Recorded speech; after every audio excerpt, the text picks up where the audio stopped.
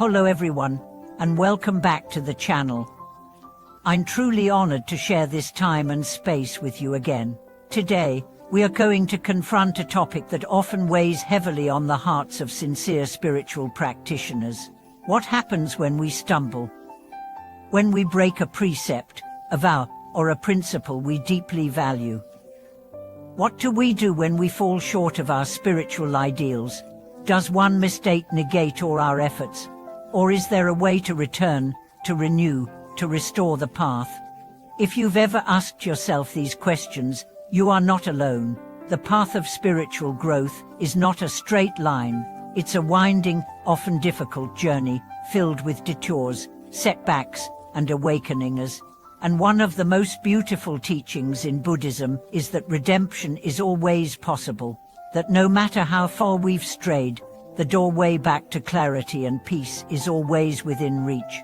Today, we'll explore 3 powerful methods to restore inner purity after breaking a precept. These are not abstract ideas, they are living practices that can bring healing, renewal, and transformation to your life. Let's begin by understanding what it means to break a precept. In Buddhist practice, precepts are ethical guidelines designed to protect the mind, cultivate compassion, and create the conditions for awakening. They are not commandments imposed by an external authority, but commitments we voluntarily take on to purify our conduct and deepen our awareness. Common precepts include refraining from killing, stealing, lying, sexual misconduct, and intoxication. Breaking a precept is not about legal guilt, it's about inner dissonance. It's when our actions conflict with our values. It's when we act from ignorance, fear, or desire, and create suffering for ourselves or others. And when this happens, we often experience remorse, a deep, aching sense that something within us has been disturbed. This remorse, when approached skillfully, can be a doorway to deeper wisdom and compassion. The first method of restoring purity is known as confession through form, also called ritual confession or situational confession. This practice involves consciously acknowledging the wrongdoing in the presence of the Buddha, the Dharma, and the Sangha, either physically or mentally. It can be done alone or with a trusted teacher or spiritual friend. The key here is sincerity. You begin by bowing in reverence, not from guilt, but from humility. You then articulate clearly what was done, without justification or avoidance. You take full responsibility, not to punish yourself, but to reclaim your integrity. Then, with a pure heart, you make a vow not to repeat the action. You ask for support from the spiritual community, visible or invisible. And finally, you dedicate merit from future good deeds to heal the harm caused. This process is deeply cleansing. It clears the stagnant energy of guilt and restores alignment. It reminds you that the spiritual path is not about perfection, it's about honesty. When you confess with an open heart, the universe responds, not with judgment, but with compassion. The second method is known as confession through insight, also called wisdom-based confession. This practice goes beyond the surface of the action and looks at the deeper causes. You ask, what was I feeling when I acted that way? What belief or wound drove me? Was I trying to protect myself? Was I reacting from fear? Was I seeking validation? As you examine the inner mechanics of your behavior, you begin to see that even your unskillful actions were attempts, however misguided, to find safety, love, or connection.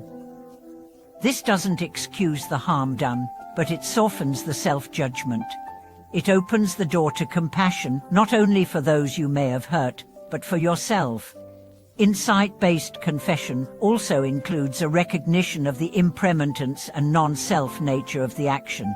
You realize that the version of you who acted out was temporary, conditioned, and not your true self. By bringing mindfulness and wisdom to the experience, you release the identity of the one who sinned, and return to the space of awareness from which healing can happen. This method is powerful because it transforms guilt into understanding. It shifts the energy from punishment to learning. And most importantly, it breaks the cycle of unconscious repetition. When you see clearly, you choose differently. The third method is known as confession through devotion, also called purification through sacred name or mantra. In this practice, you invoke the presence of awakened beings such as the Buddha, Avalokiteshvara or Amitabha, and surrender your burdens into their light. You chant their names or mantras with deep sincerity, imagining their compassion, dissolving your karmic imprints like sunlight melting ice. This method is less analytical and more heart-centered. It speaks to those moments when the pain is too raw, the guilt too overwhelming, or the mind too agitated for rational inquiry. In these moments, we need grace. We need to be held, forgiven, and uplifted. Devotional confession doesn't bypass responsibility, it complements it. You still acknowledge your actions. You still resolve to change. But you do so with the support of something greater, an ocean of love, a field of mercy, a lineage of enlightened compassion. This practice reminds you that you are never alone, that countless beings have walked this path, stumbled as you have, and found their way home. It connects you to the universal rhythm of fall and return, mistake and redemption, darkness and light. But now, let's talk about how to sustain purity after confession. Restoring your inner alignment is not a one-time event, it's a daily practice. Here are some ways to keep your heart open and your vows strong. First, establish a daily moment of reflection. Each night, review your day, celebrate your mindful choices, acknowledge your missteps, and gently reaffirm your intention to live with integrity. This keeps your consciousness sharp and your commitment fresh. Second, surround yourself with reminders of your values. Keep sacred texts nearby. Create a space for practice. Connect with teachers and spiritual friends.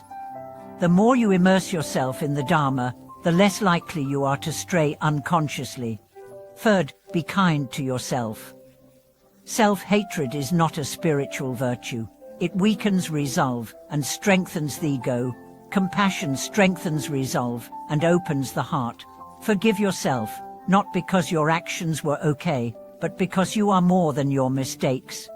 And finally, remember why you made your vows in the first place, not to appear holy, but to live in harmony with your soul. Not to impress others, but to free yourself from suffering. Not to gain merit, but to embody truth. Breaking a precept is not the end. It's a wake-up call.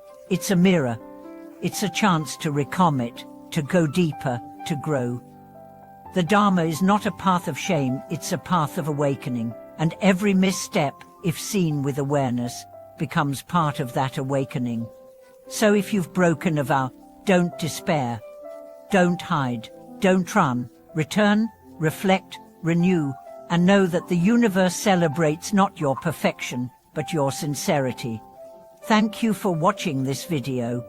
If this message touched your heart or brought you clarity, please like the video, subscribe to the channel, and share your reflections in the comments. Your voice matters, and your journey inspires more people than you know.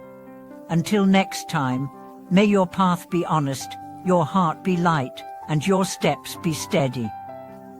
I'll see you in the next episode.